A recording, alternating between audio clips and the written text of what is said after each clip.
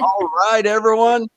It is Friday, and what does that mean? It means it's time for manufacturing e-commerce success. I'm one of your co-hosts, Damon Pistolka, and with me, that good-looking guy right over there, Curt Anderson. We got a show today. We're going to be talking about natural.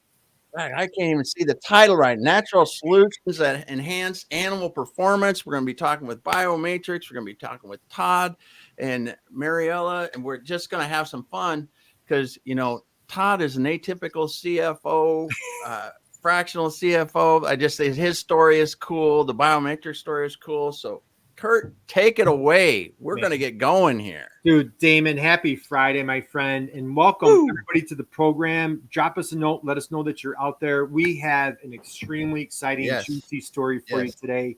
Damon, dude, are you sitting down for this one? This is going to be hot and heavy. So let's do a couple intros here. So Mariela Miller, happy Friday, my friend. How are you? Thank you for joining us. Good morning, Curt. Happy Friday to you too. Thank you for inviting me. Well, it's such an honor. Podcast. Oh, it's an honor, privilege to have you here today. And so I've had a great time getting to know you, your team. And then I want to slide over to my dear friend, Todd Churchill. Todd, happy Friday. Thank you for joining us. How are you, my friend? Thank you. Doing well. It's a gorgeous day in Minnesota. Well, it's a gorgeous, you know what? It's just a gorgeous day everywhere. Regardless of what it is outside, it's good to be alive. We're going to have just a great, vibrant conversation. And Damon, I should probably gone with a little different title. We're going to dig into entrepreneurship. We're going to talk about there's, I don't know if you know about this. Entrepreneurship is sometimes entrepreneurship is sometimes a little challenging. Damon, did you know that? It's a little bit tough. Once in a while, it's a little bit, that's why I don't have any hair left, right? So let's dig in. So Maria, I have a little question that I'd like to ask you before we get things kicked off started. So I go, you know what, Todd, Mariela, I go a little personal. I have two different questions that I'm going to ask you guys to start the program with. Yeah. So Mariela, here we go. Now, it's a little bit of a curveball. You didn't know that this one was coming. I'm not going to get technical though, okay? Now, as a little girl growing up, who was your hero? Who did you look up to? Who did you admire? Who was your hero as a little girl growing up? My mother, I would say. Okay, perfect. Let's hear about mom. Why was mom your hero growing up? It's funny because your question has so many angles that I can look at it from. I grew up without a father figure and without a mom figure. Mm-hmm. My mom was there with us on a monthly basis, would visit us because I grew up with some relatives. So every time my mom came to visit us, she came with all kinds of things for me, So she was my hero because I knew that no matter what, she was far away, but she would come to me, she would come back for me, and she would provide and she would give me some love and, So I don't know. I think that she would be my model or hero. That's wonderful. And what's mom's name, please? Rosa Margarita. Rosa Maria. All right. Well, God bless Rosa Maria. And so she's our hero. And so love hearing that. And she might come up through the conversation today because what we want to dig into is your tenacity, your relentlessness coming into, very difficult situations. And we want to dig into your entrepreneurial journey.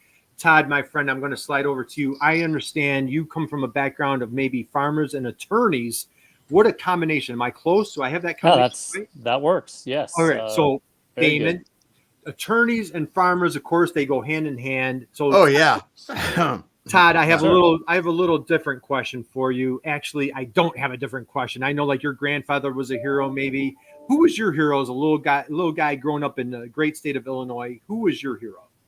Yeah, I would say both of my grandfathers. My maternal grandfather lost several farms in the Depression. He tells a story of going to work in Chicago. He grew up in what are now the Chicago suburbs, Crystal Lake, Illinois, and he and his brother were in the crowd of probably 600 people, and they were trying to get hired at the Ford plant in Chicago, and nearly everybody else in the crowd was from the city.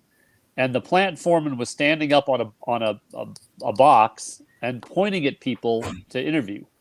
And he interviewed 4 people that day, and 2 of them were my grandfather and his brother. And he was able to select the farm kids he wanted to, first and foremost, he wanted to hire the farm kids because they knew how to work with equipment. As opposed to, he could teach anybody, but it was much easier if he could hire the farm kids. So my grandfather lost a couple of farms in the Depression, and ended up out of necessity, started to haul milk cans from the local farmers into dairy in Chicago.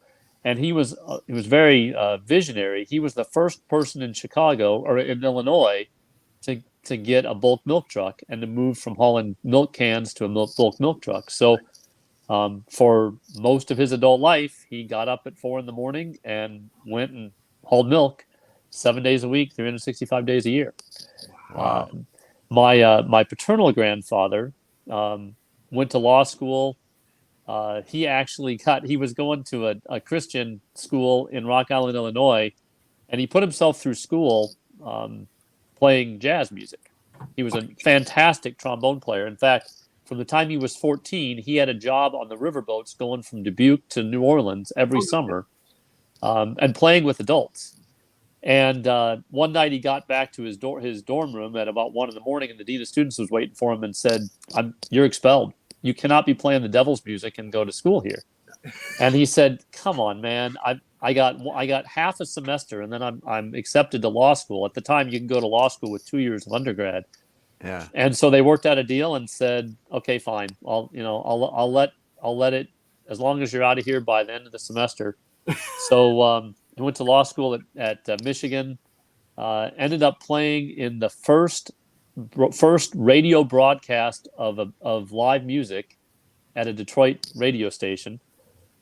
Came back to Moline, Illinois, started a law practice, and then in the 30s, he had a premonition that the stock market was overvalued, so he sold all of his stocks in late 1928. And in the 30s, he had plenty of cash and no work, and so he and my grandmother traveled around the world twice in the 30s, by boat, by land, literally circumnavigated the globe, and came back with stories and Oriental art and antique Persian rugs, and so their house was filled with the art and the artifacts that they'd collected on their travels. Just a fascinating person. So I grew up.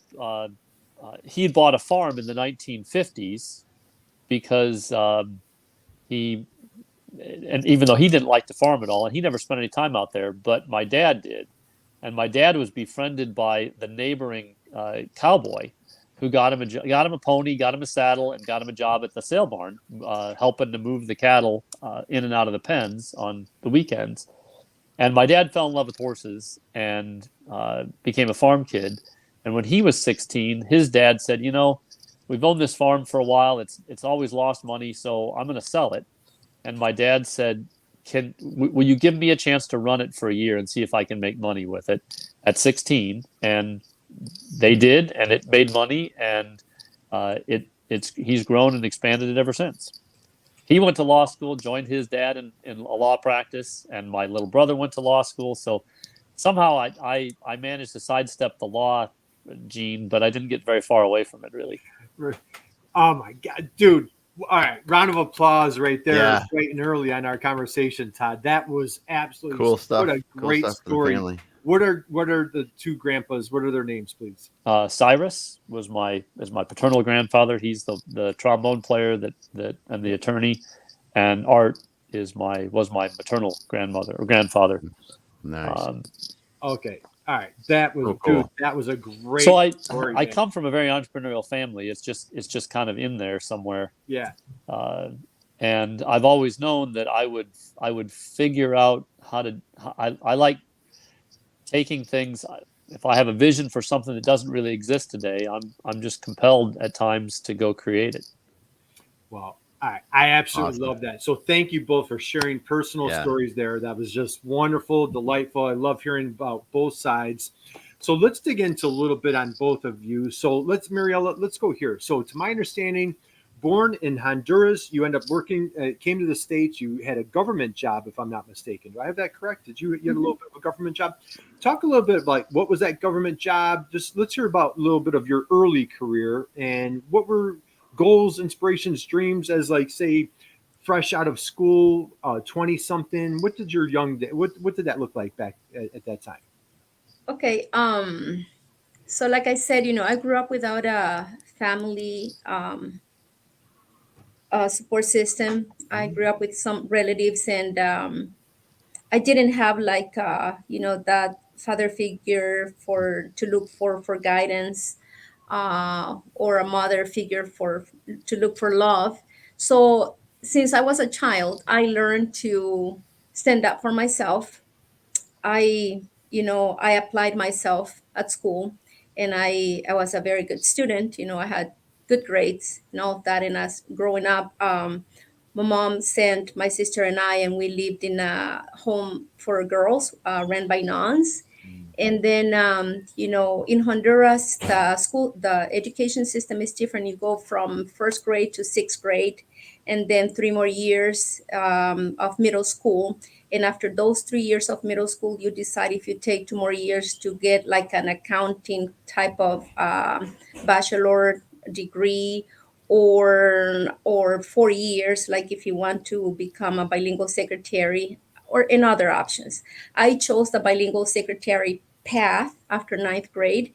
And so, being bilingual, my opportunities were more, like if I wanted to work in a bilingual environment, that was a privilege back then. And Mhm. so after 3 years of after graduating and working with the Honduran government and with private company, Mhm. I applied to for a job at the American Embassy slash USAID Honduras. USAID, it's a U.S.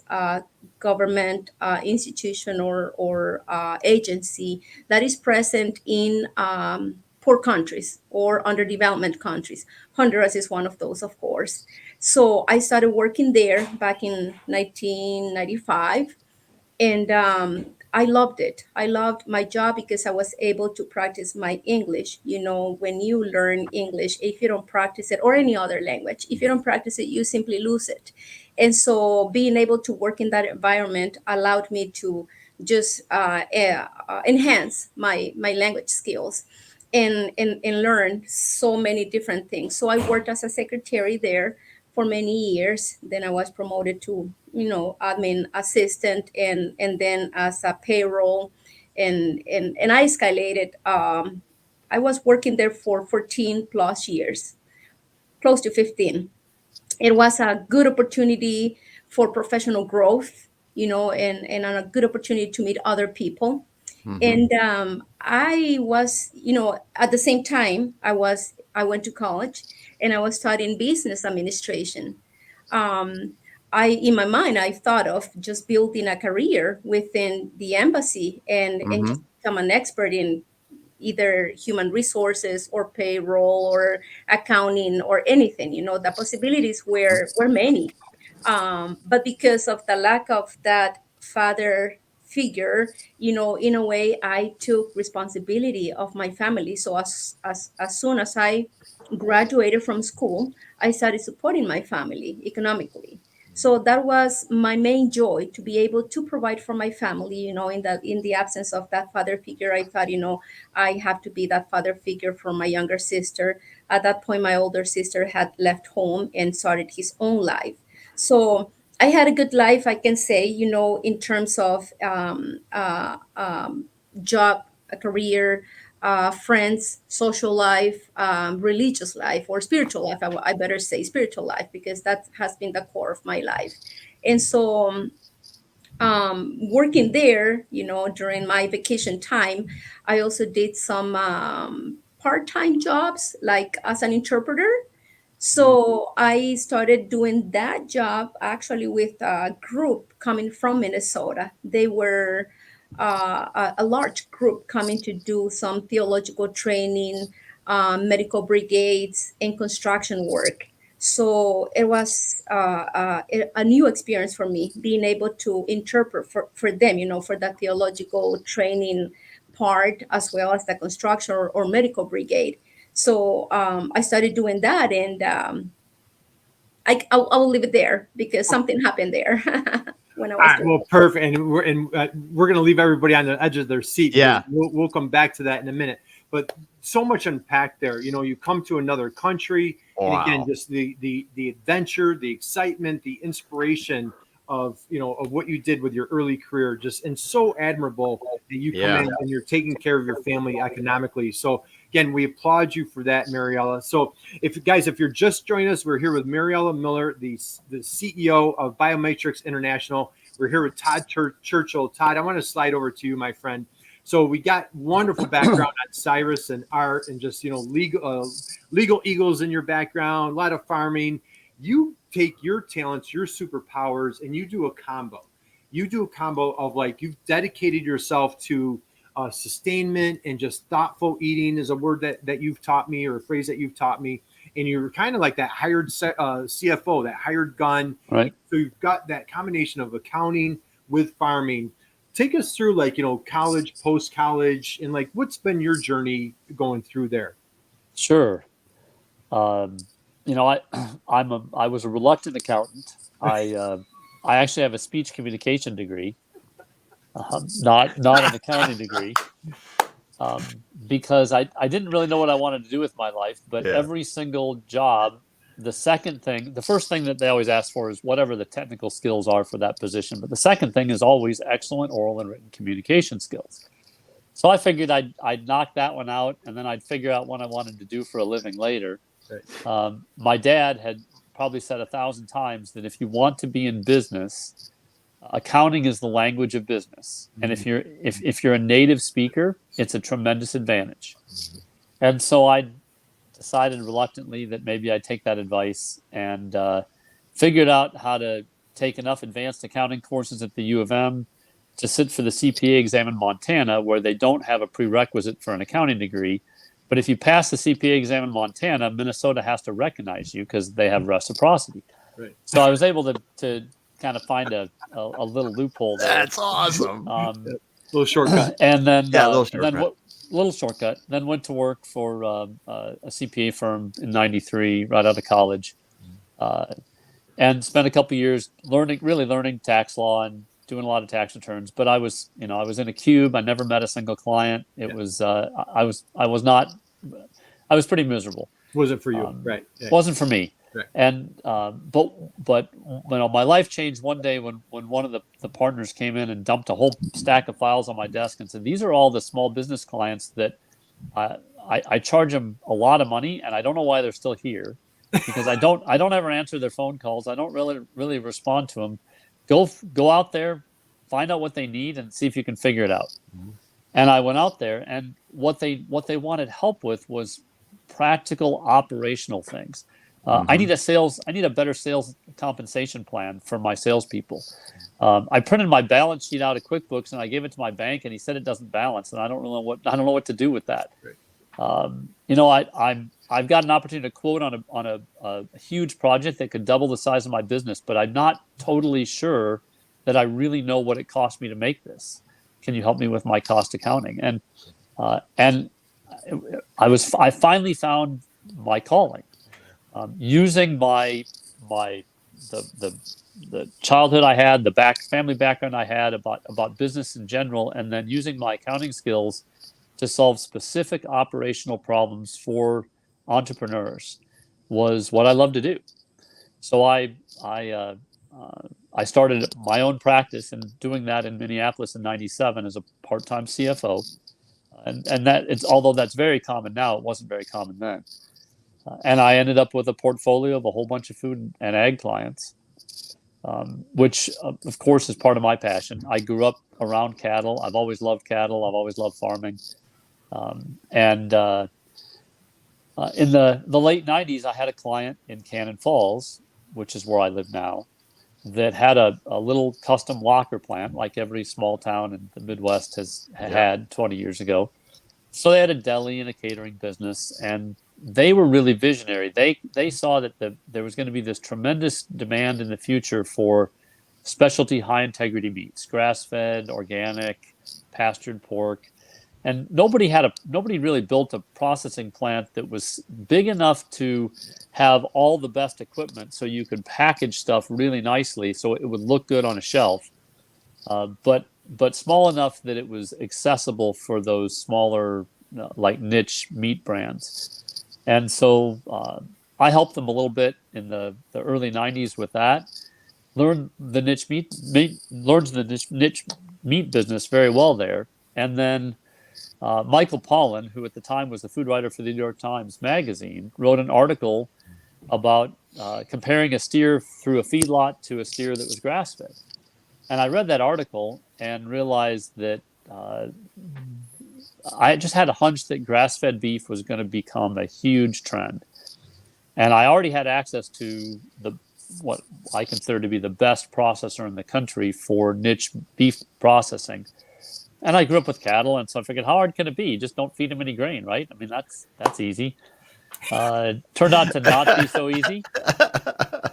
But I started a company called Thousand Hills Cattle Company back in 2003, where we were processing 2 animals a week when we started for a handful of the health food co-ops. The Twin Cities is a great place to start a health food company because we have more health food stores per capita than any place in the country, probably. It grew. We built a brand. I learned how to build a brand and how to bring a product to market. I learned how to build a team. And my original business plan was to sell a product for twice as much money to customers who didn't know why it was better. And it was a product that I really didn't know how to make. So we didn't win any business plan competitions.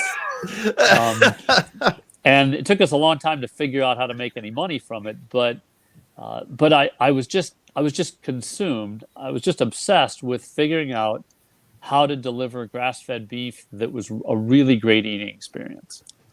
And so, the other thing that prompted me, there was a physician in town that had a very successful specialty integrative practice, and he was prescribing grass-fed beef to his heart patients. But what they could find in the grocery store wasn't very good. It was frozen, not fresh. And so he said, if you can figure out a way to get fresh beef in the grocery stores, I have literally hundreds and hundreds of clients in the Twin Cities that will go buy it. And so we did. And I learned, obviously I knew how to do the accounting, I knew how to do the finance, but I didn't really know until I started that business how to do marketing, how to build a brand, how to do digital marketing, how to create a cause and a mission instead of just a company that sells products. Yeah. All right. Big one there. A lot to unpack right there. And I know we got so much to cover. So again, guys, we're here with Mariela Miller from BioMatrix International. We're here with Todd Churchill, the hired gun CFO. And Todd, what I love is I stumbled on an article about you, and in reading that article, it refers to the article that you read, about, and it was called The Power Steer, and how it really led you to being a pioneer in grass-fed, the grass-fed cattle industry, if you will. And I love, so for folks out there, wherever you're at in your life, your journey of listen to Todd, could have stayed in the cubicle, could have made a great living doing the accounting thing, but all of a sudden had that aha, pursued his passion, helping those small businesses, those entrepreneurs that really just a little bit lost, needed some extra guidance. You dug into, bringing your accounting superpowers. Absolutely love it. A couple of terms that you've taught me, and Todd, I've had my respect and admiration for both of you. I've had it's been such a joy working with you guys the past few months, but ethical environment stewardship, thoughtful eating, virtuous profit, Todd. I absolutely love how, you practice what you preach. Let's slide into this. Damon, I'm going to go, you're the farmer. I'm going to pull up a little video for us right now. But Damon, you grew up on a farm. I know you're totally geeking out right now. What do you think of this conversation so far? It's great. It's great. Because there is something about farming that calls you. And when you're called, you don't do it for the money anymore. Right. You don't do it for the money. So, all right. Mariela, what I'm going to do is am I sharing that? That's a little funky. You're sharing. We got the infinity screen. There we go, dude. Now Now we got it. Now we got it. So- Let's make that full screen too when you do it. So Mariela, I'm going to go. If you can tee up this 2008, if I have the year correct, a little something happened in your life. Do I have the right year? Am I close? 2008, yes. Okay, I'm going to play this little video for everybody. So everybody sit back, relax, and enjoy this video. Here we go. oh, we're not hearing it. We're not hearing it, Curt. You can't hear it? No. How about, we've had this happen before, Damon. Why is it not? What's the sound? Is there a setting that I'm doing wrong? Yeah. How about, you know what? I'm going to do this. I'm going to stop sharing for a second. Do you know what that setting is? No, let me see here. Jump on their website. Mariela, Damon will get this figured out. I apologize about that. I thought I had the sound all worked out with my settings, but Damon, if you could take a look on that. Yep, I'm gonna do it. Mariela, right in 2008, you were working at your government job, and just can you tee us up a little bit into, like, we're going to segue into this video. What did something happen? What happened in 2008 in your world? I know that the economy took a little hiccup. What was going on in your world? Yes, no, well, in 2007, actually, is when I met this person, when I was doing the part-time job as an interpreter. I met one person who was part of that mission group in Honduras. And then in 2008, I'm gonna go very fast in time on the timeline. In 2008, we got married. And then in 2009, I quit my job with the U.S. government. When you marry an American, people will think, oh, she wants to move to the U.S., she wants to get a green card. That was not my thing. I actually had a very good job and nice life in Honduras, and I married my husband because I just thought he was the most wonderful man in the world. And we got married in Honduras, and the idea was to stay and live in Honduras. It happened that Guy had this small business here in Minnesota. And when you have a business, you have to run the business. Either you run it by yourself or you hire someone else to run the business for you. I think Guy understood that even though he wanted to be in Honduras with his wife, his business needed him here in Minnesota. Yeah. So he had to stay here. And at that point, Mariela had to make a decision. You cannot have a marriage virtually, right? Or by remote control. No, you need to move with your husband, be with your husband.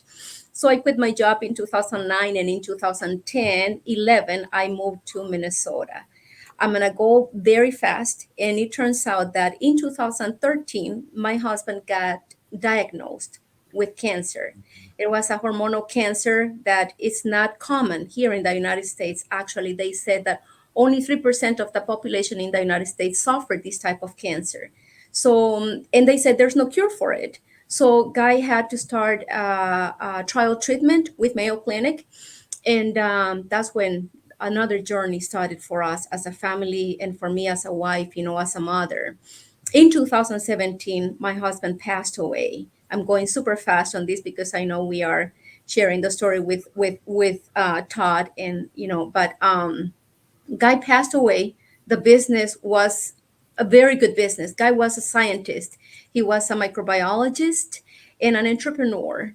And like Todd was saying, Todd has a vision, or, he works in that way where he knows he can do something and he goes for it. That was my husband. Guy, several years ago, back in 1997, actually, is when he founded BioMatrix. And back then, being a scientist and being a visionary, being an entrepreneur, he knew that there were natural solutions for animal feed. And back then, it was not the thing in the United States. It was not something that the industry would talk about or say, yes, this is the route you have to go. Actually, he was called the Fufu Dust Man because he said, nobody believed that his ideas would actually work out. He believed in those ideas. He knew, and he stuck with that plan, and he went for it, and he developed great technologies for natural solutions for animal feed. And so 1997, Guy builds BioMatrix. 2017, Guy dies. Mariela, who does not have an entrepreneurial path, is not a business person, is not a scientist, nothing to do with the business. Whatever I knew, if you play that video, when you play that video, you will hear from me saying, I did not know anything about the business. Whatever I knew, I learned it from Guy, through Guy, because he was a great communicator and I like to listen and talk, more talking than listening, unfortunately. But I used to listen to Guy stories every single day. He would come home and share about his day and challenges and decisions and everything about the business. And, he would talk technical items with me that I would not understand at all, scientific information that I would not understand anything that he was talking about. And he was so patient, talking with me, sharing all that knowledge with me, and I was learning from him. So 2017, he dies. He had a team in place. I hired a COO to help me run the business because obviously I realized I do not have the experience, the knowledge, or anything that the credentials that allow me to run this business. Therefore, I need to hire people and trust that people are going to do what they need to do. So that's what happened in 2017. And I don't know how far you want me to go, or if you're ready to play the video. Ready to play the video when you are, but this is awesome. Okay. This is awesome. Awesome. So, all right, let's try it again, Damon. If you can, I'm gonna do it right now. Okay. We'll do it right here. Share. Let's see if we got it this time. Yeah, I come from a very small family. Perfect. I have siblings. Oh, it cut out again. Well, we're having a little technical. Well, you know what? That's what happened when you go live. You know what? But this, you know what, Mariela, you did an amazing job telling the story. Damon, let's where it's not working. Let's just keep going, Mariela. Let's keep rolling. So, Mariela, let's go here. Who is BioMatrix International? Can you please share like how you make the world a better place? And then Todd, I want to pull you in how you came onto the scene and your relationship with Mariela. But Mariela, share with us who is BioMatrix and how do you guys make the world a better place? Yes. So, like I said, Guy founded this company, and BioMatrix focuses on providing natural solutions that enhance animal feed. We believe that, I believe that what you are, what you eat. And if you feed animals right, therefore, that meat, those eggs, that milk that we intake, get into our body and help us to perform better as well, to enhance our lives as human beings. And Guy was very concerned about making sure that animals were fed correctly, were fed right, and that animals will be healthy. And so that the technologies that he developed, actually the main focus was to help with the gut health of the animal. Gut health was the priority. In turn, that helps the animal to perform better and to produce more. So for poultry, to produce more eggs, to have a better quality of meat for broilers, for swine, So BioMatrix has focused on making sure. Back then BioMatrix was a pioneer. Nowadays, of course, with so much competition, we have strong competition out there in the industry. And yet after 26 years, BioMatrix continue being relevant in the industry because not only those technologies that Guy created with are the core of the business today, we continue investing in research and development to come up with new products, new solutions that help us, making sure that those livestock animals are well fed, produce, and perform better, and not only for livestock but for pet too.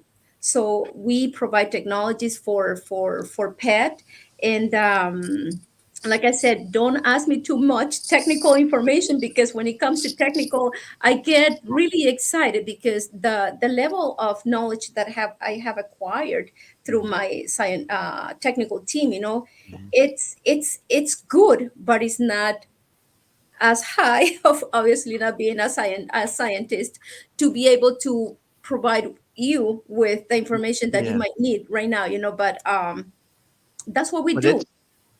But you, if this is, I've heard of this before BioMatrix too, because I've had people talk to me in the past about feeding the animals the right product so that, like you said, the eggs and the meat that they produce from them is healthier, has better, more nutrients and more of the things that we really want them to have in them.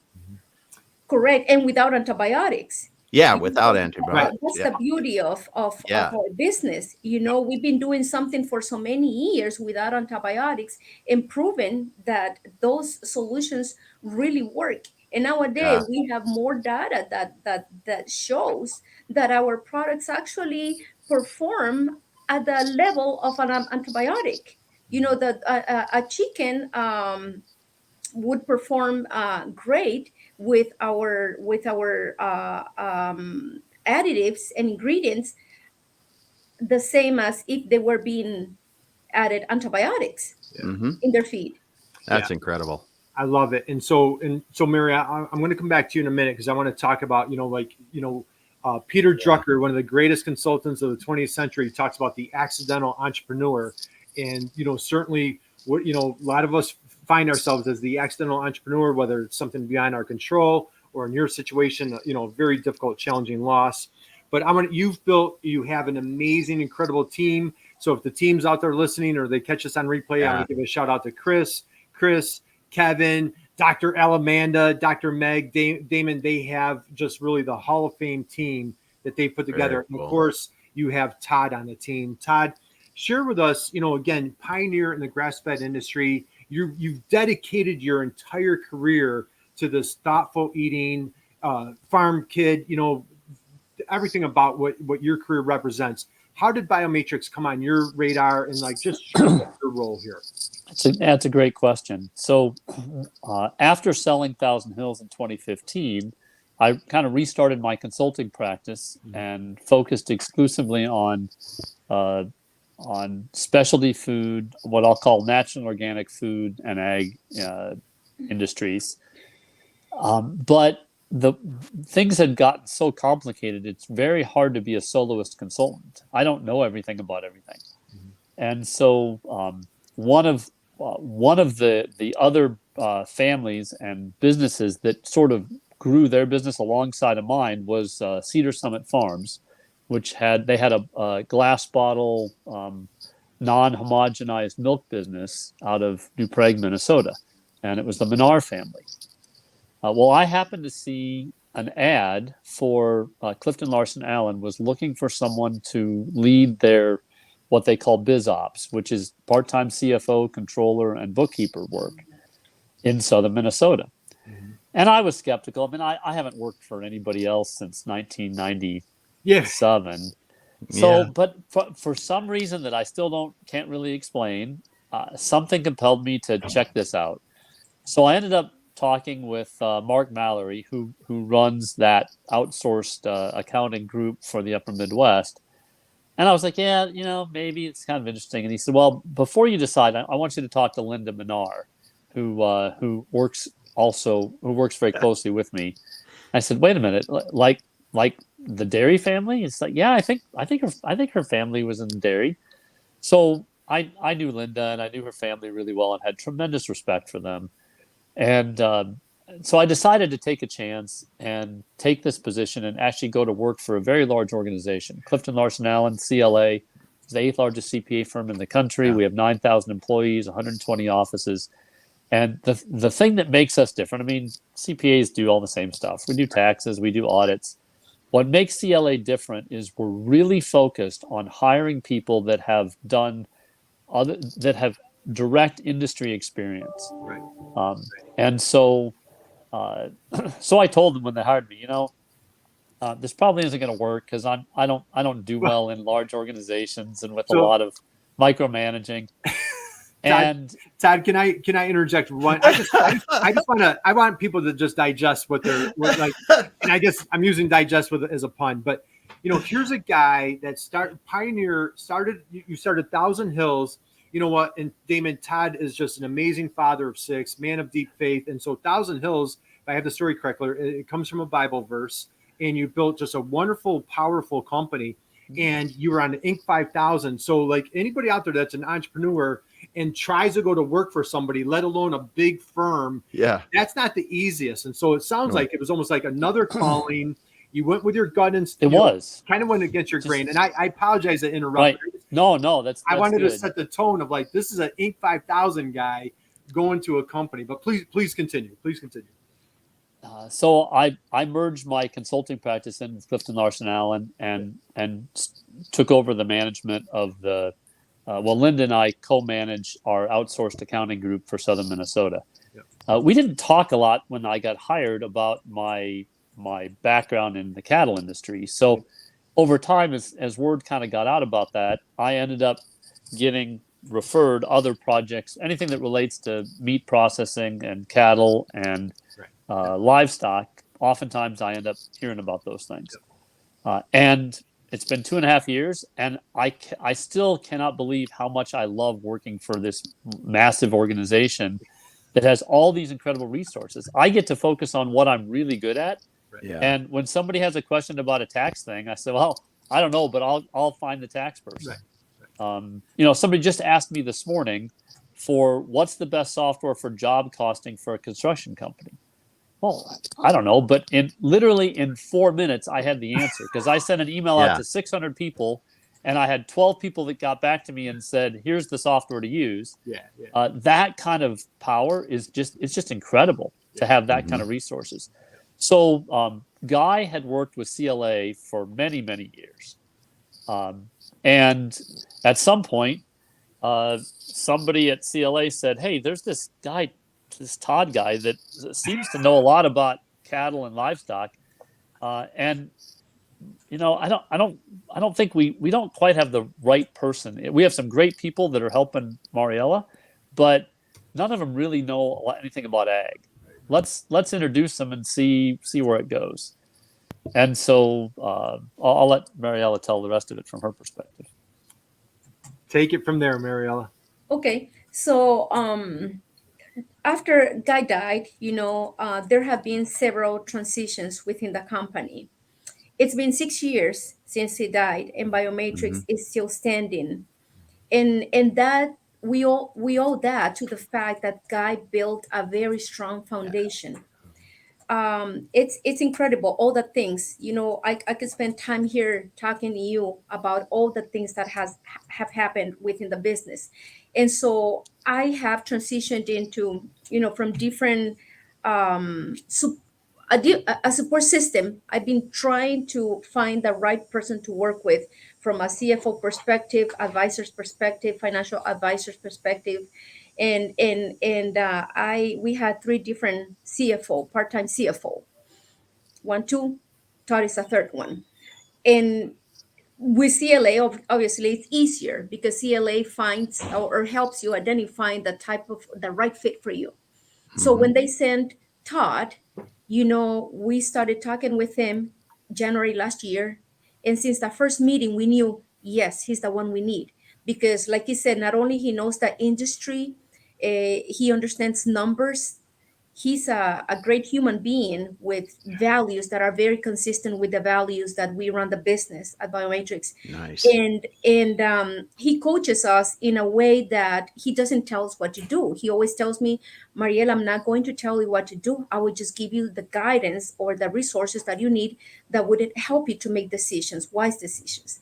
The funny thing is, I hired Todd to help me identify the right person the BioMatrix would need to continue operating. Because in my mind, we needed another COO, CEO, president, whatever you call it. We needed another person to run BioMatrix. In my mind, I was not that person because, like I tell you, back in 2017, I came up with that conclusion myself. And so it's funny because as we talked with Todd, the more we talked, the more he told me in different ways, in different times, Mariela, you're it. You don't have to hire anybody to run your own business. You're it. And I was like, is he crazy or what? He doesn't understand that. Or the experience. I'm not an entrepreneur. I'm here by the circumstances of life. But the company needs someone else. And he gave me the reasons why he thought I had to be the one to face the responsibility. And it's not about responsibility. it was not about me avoiding that responsibility. I embraced that responsibility from the moment my husband died because I promised him that I was not going to sell BioMatrix. He asked me to promise him not to sell BioMatrix. So I promised, and I thought I will do whatever it takes to keep BioMatrix. And so I know the responsibility it entails. But because I know the responsibility, I knew it would not be responsible from me to say, hey, I'm going to lead this company, without having the credentials, without having the knowledge to do it. But after so many years, since Guy died up to 2 years ago, I thought, okay, it makes sense. I have acquired some knowledge, I have acquired some experience, but I was afraid. I was really afraid. And I always say, if you know what fear feels like, put that to the 100 percentage. That's how scared I was. Yeah. Oh But my. I knew I had to embrace that challenge Yeah. because with people like Todd coaching me, with people like the ones you have mentioned, Curt, and whom you have talked with, Yeah. all the team that I have behind me, I know it's not about me. And it's not me, the one who's going to run this company. It takes a team, it takes a Yes. village. It And I takes a have it village. here with my people here and coaches like Todd. So there we are. Incredible. Okay. Incredible. So, Todd, Mariela, on our Absolutely. little program, we have these things called moments of silence. And so we just want to take a moment and just savor what you just Yeah. shared right there. That was just Yeah. so amazing. That was so powerful. Todd, curious minds want to know, what on earth did you see in Mariela where you felt like you are it? Take us there. Well, BioMatrix for Mariela was a foster child. It wasn't something she chose. It wasn't her own, and she was managing it as a steward and trying hard to be a good steward for the memory and to honor Guy's memory and to honor what he'd created. And what I recognized was that BioMatrix was never going to be successful, and it was never going to be satisfying to own, and it was never going to be satisfying as an employer for other people until Mariela decided if she was going to adopt it and truly make it hers, not because out of an obligation to Guy, not out of a desire to honor Guy, but because it's what she wants to do with her life. And so, over a course of about a year, we talked about this, and I think most of the other people that she brought in to either as employees or as advisors looked at her and immediately came to the same conclusion that she did: is that you need to sell this thing before it completely disappears. You're going to either run it into the ground or you're going to sell it, because you have no chance of running this. And that's not my call to make. That's not my responsibility. The greatest danger of a good consultant is to take over the vision of your client. Mm-hmm. And it would have been so easy for me to do that, and I was very conscious that was not my job. That was not my role. If BioMatrix failed because Mariela wasn't up to the task of running it, so be it. My job was to make sure that Mariela didn't go through the rest of her life unsatisfied, trying in a frustrated way to honor something that she didn't really own. And so when we talk, I would just, at the end of the day, you have to decide, do you want to own this business, and do you want to run it? And if you do, you don't need anything. That's all you need. You just need to claim it and make it clear to everybody that this belongs to you, and that you're no longer here by circumstance. You are here by choice.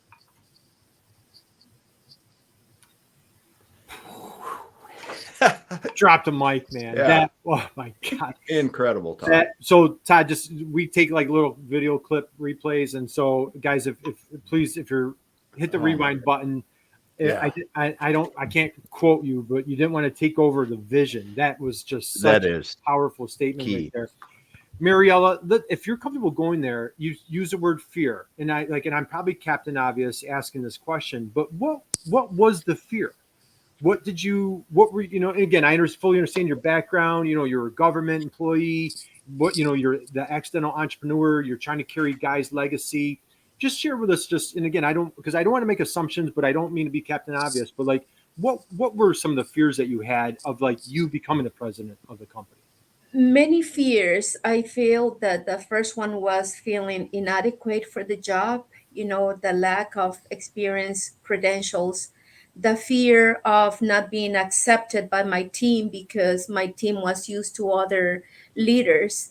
And so the fear of not being accepted, the fear of not knowing what to do, what decisions to make, because I felt that the whole responsibility will be on me to know what decisions to make, where to go. The fear of my customers not recognizing me because they knew Guy, they knew the former leaders, and some of them knew me because I participated in several meetings with Guy. I met them, but they knew Guy's wife. They didn't know the business owner. They didn't know Mariela as the leader, right, of BioMatrix. So the fear of not having the same credibility of Guy, of course, and the former leaders after Guy, the fear of just failing, the fear of having that responsibility, and like Todd said, what if everything fails? It will be because of me. So the feeling, the fear of failing, all of that. Just a real heavy responsibility. Now you're 6 years in, and again, I've had the front row seat of watching your leadership. I've interacted with this all-star Hall of Fame team that you've put together. How about for entrepreneurs? Let's take Mariela. There's a Mariela out there of 2016, 17, like right in your shoes, walking into like the unknown where you are facing that fear. What advice, what suggestions would you give that person? Maybe a spouse, could be a child taking over mom and dad's business, whatever that circumstance might be. What advice I'm just getting chills thinking about this, Damon. Yeah. What advice would you give to that person that was you 6 years ago? Yeah, so I came from the perspective of fulfilling a promise to my husband. I promised him not to sell the business. At that point, there were several offers to buy BioMatrix. The easiest way out was for Mariela to sell and walk away with all that money. Not always the easiest way out is the better. Believe in your convictions. If you believe in something, and if you're committed to something, just stay committed. Just stay strong in your beliefs. Never lose faith. I did not trust myself, and I didn't have that self confidence that I could do it. But I trusted that if God brought me to this point, if God put me in this position, He would be with me. He would provide whatever tools, whatever support, whatever help I needed to carry it out. So I trusted in Him, and I have not lost that faith and that trust in Him. Every day, it's a step towards the goal that where you want to go. And when you're not certain of where to go, how to do it, always find the right people to help you, to work with. Find the right support that you need, but don't lose track of where you want to go. Just keep focused. Believe in yourself, believe in something, believe in God. If you don't believe in God, then find something to believe in. Yeah. But don't lose track of what you want to do. And if you don't know how to do it, just God will provide the help that you need. Just don't give up. Don't give up. Don't give up. Stay strong. Yeah. Thank you. All right. I just want to take a moment just to let everybody adjust that. Okay. Damon, this may be the best interview. I hope I don't offend anybody out there. This may be the best interview that we've ever had. So I would love for this to go on for another 3 hours. Yeah. We're coming to the bottom of the hour. Yeah. I want to be respectful of time. My goodness, though. I want to unpack a couple things real quick. Yeah. First off, thank you both for just an amazing, incredible, powerful experience. Todd, thank you. Your grandfathers, you finding your aha, finding your faith, your faith, your voice, your path, your journey, and you bringing superpowers to helping folks, entrepreneurs, whether in Minnesota or surrounding states like Mariela. So my hat's off. I commend you. I applaud you. I salute you for everything that you're doing. And Damon, his business, Thousand Hills, was, if I have this correct, it was Psalm 50:10. Do I have that right, Todd? That's right. Yeah. Right. So, I mean, my goodness, I don't know a guy of greater integrity. Todd, my respect and admiration for you. It's been an honor working with you. Mariela, my goodness gracious, and Damon, you don't know this, like, she's super shy. She's like camera shy, and she was very reluctant. She was the total reluctant guest today. And honest to goodness, like, I know we don't have like a crazy big audience, Damon, but like, this conversation changed my life. I know I can just see the emotion on your face, change your life. And Mariela, as I shared with you, you have such a powerful story that, sometimes when as you know what, we're all people of faith, or just we're trying to be humble servants, and you don't realize the impact that you have on others. But just think of like one widow that heard your story today, that needed to hear it today, that was with where you were at years ago. And how about, hey, Whitney Houston is here. I talked with Whitney. You both did amazing. So I'm gonna keep my mouth quiet for a minute. Todd, parting thoughts. I wanted to ask you, how do you measure abundance? I found that in an article of yours. How do you close us out with your parting thoughts, Mariela? I'm going to come to you. How do you measure abundance, or any parting words of wisdom on our conversation today? Well, a life of abundance is one where you're just leaving every interaction as much as possible better than you found it. Every person, every interaction.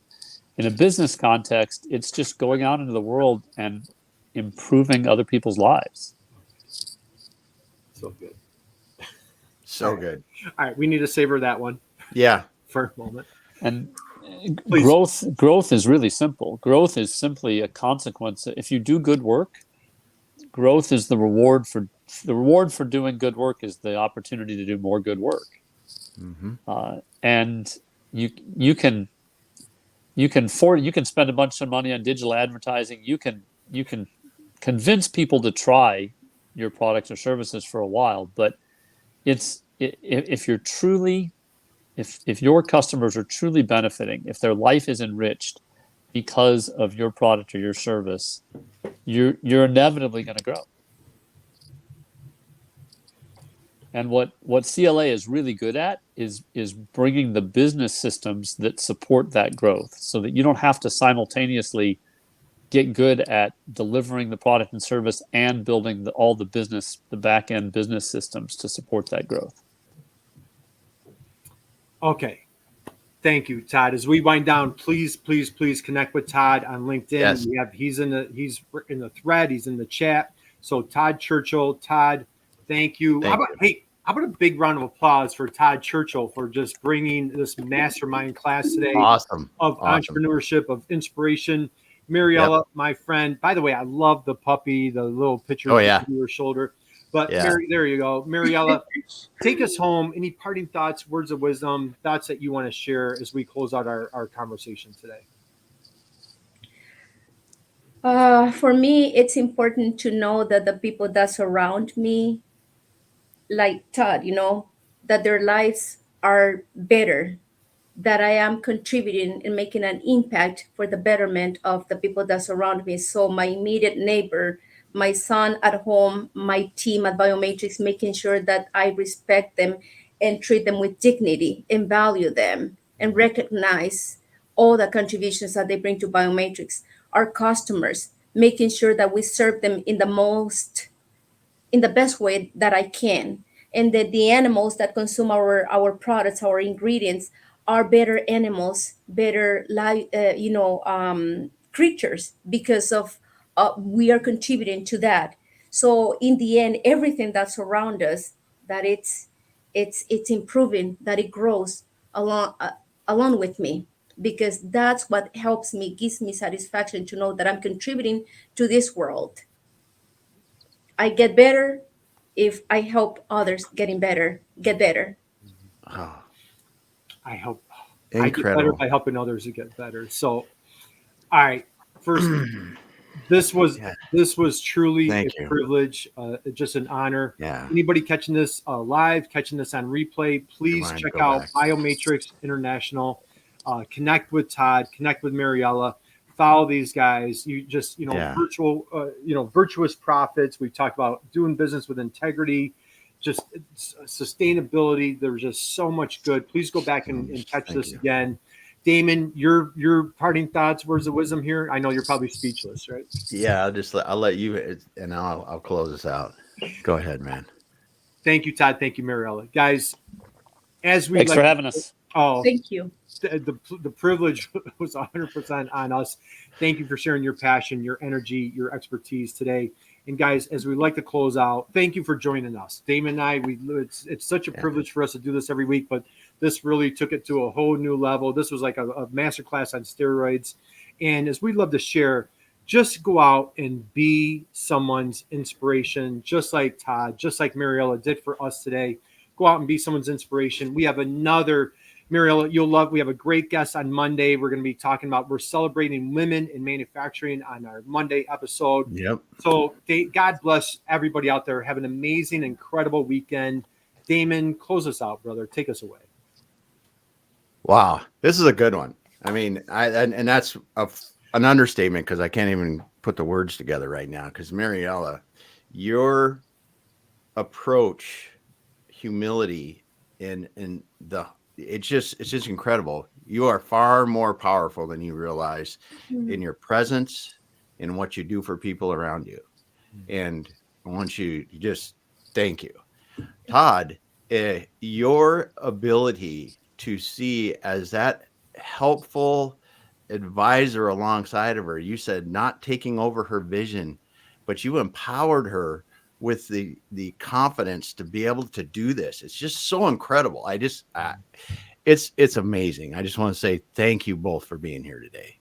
Thank you both. Thank you, Curt. Thank you. Thank you, Damon. Thank you, Todd. We're going to close it out today because this is an awesome one. And if you haven't listened to this, everybody that hasn't commented, get back, go to the beginning and start over because it is incredible. But we'll be back again with another episode later. Hang out with us for a minute, Todd and Mariela.